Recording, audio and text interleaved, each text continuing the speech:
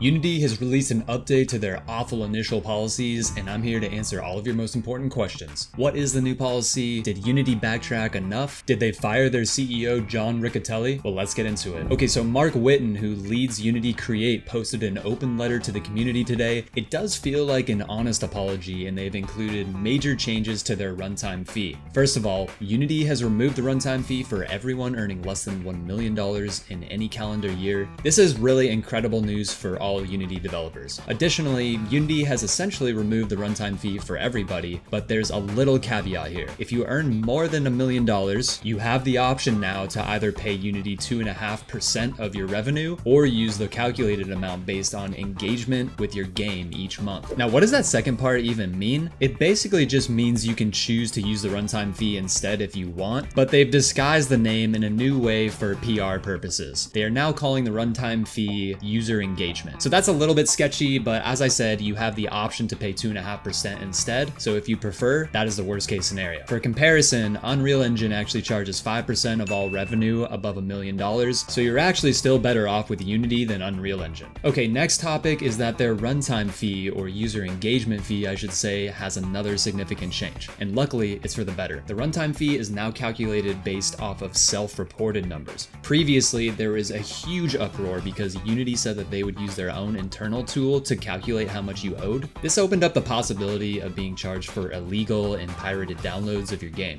Unity moving to self-reported numbers eliminates that possibility, which is honestly one of the best changes they made in this new announcement. Change number 3 is a really cool one. Unity has changed their policy on Unity Personal. So what is Unity Personal? If you make less than $100,000 per year off of Unity, then you are part of Unity Personal. Now, Unity has increased the cap from $100,000 to $200,000, so now you can stay on Unity Personal even if you're earning, say, 150 grand a year. In their new changes, Unity now allows Unity Personal users to remove the Unity splash screen. In my opinion, this is really cool because it allows smaller developers to publish games with a more professional look. There's one final change, and this is probably the most important one. Unity has stated that this new price model will only affect games that use their new Unity version, Unity 2024 LTS and beyond, which is releasing early next year. That means if you continue using your version of Unity, you are not subject to any of these changes and continue operating exactly as you did before this whole disaster. Honestly, these are a great set of changes, and I'm proud of the game dev community for coming together and sticking up for what's right. But has Unity lost your trust? Will you guys keep using Unity? I'd love to hear your opinions below in the comments. Until next time, peace.